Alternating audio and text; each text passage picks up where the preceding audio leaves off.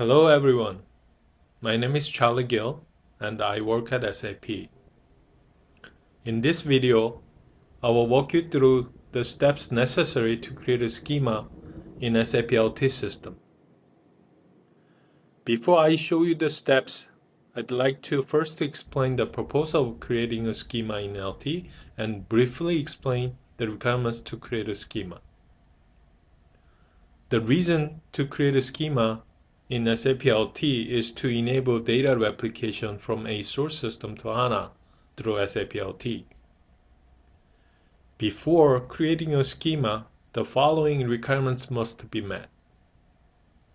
First, a database connection from SAP LT to HANA system must be created. Second, a RFC connection from SAP LT to a SAP source system must be created. If the source system is not a SAP system, then the database connection to the source system must be created instead of RFC connection. Last, some services must be activated in SAP LT using the transaction code SICF. The LT system used in this demo is on DMIS 2011 SP2, and the HANA revision is 35. Now, we need to first log in to the SAP LT system using SAP GUI to create a schema. So I'm gonna log into the system.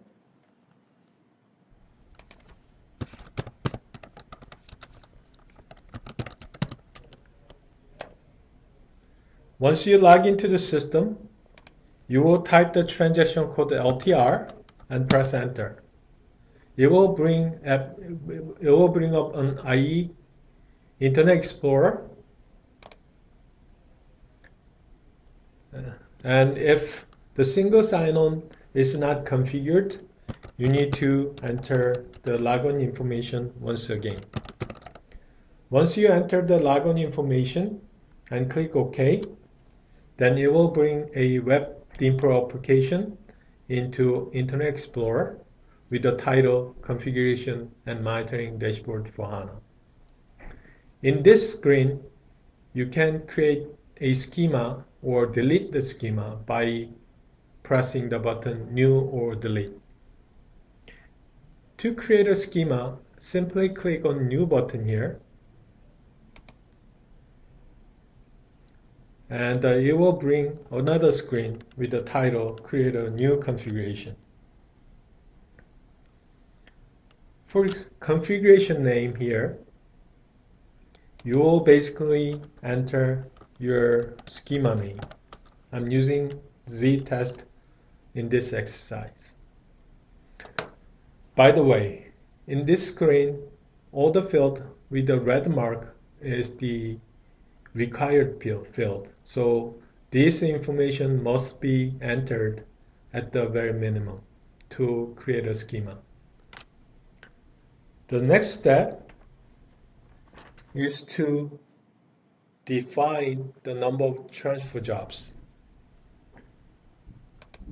This number of batch job is depending on the number of batch process defined in the SAP LT system. And this is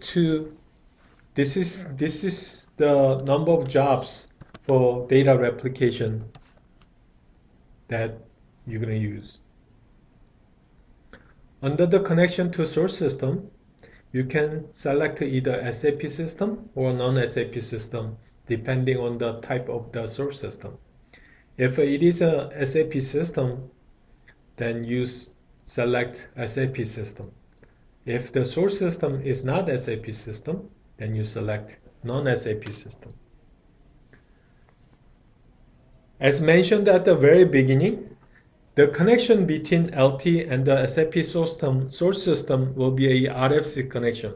So I will select a RFC destination from here, which the information will coming from SM59 transaction.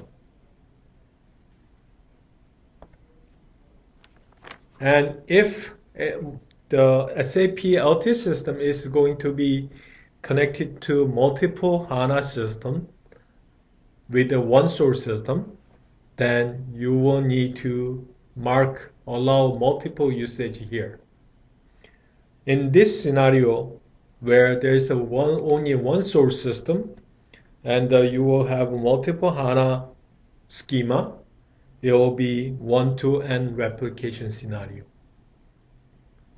If the data is coming from only one client in the source system, click on Read from Single Client here. In this exercise, none of them applies. For the connection to HANA system, you will need to provide the connection information of the HANA server. For username, this is basically a database user from the HANA database. And the database user must have enough privileges for data replication. In this exercise, I will simply use system user and enter the password. And for the host name, you will enter the HANA server name.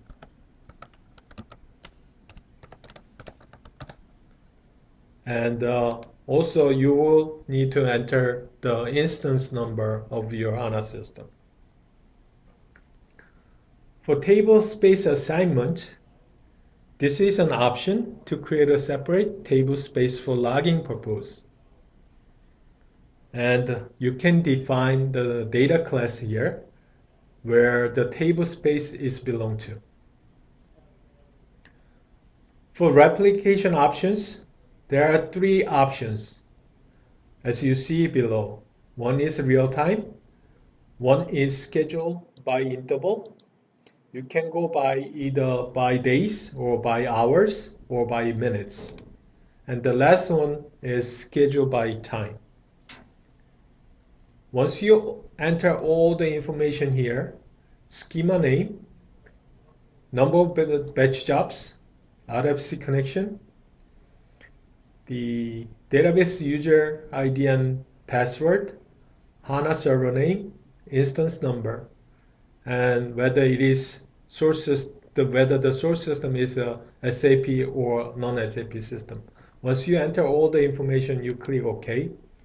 It will create a schema in SAP LT like this. Once you create a schema, you can click on that schema to look at the settings. And as you see, it is 3 jobs are defined out of 10. And if you click on settings, oh, by the way, here you see the RFC connection, the database, HANA database username, and then HANA database server name, instance number. You can also see settings here as well. And this schema can be seen from HANA Studio as well. I'm gonna refresh here. So the HANA schema Z test is created here.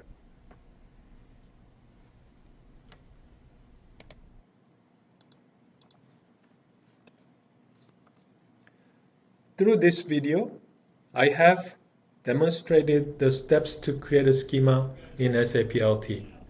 Thank you.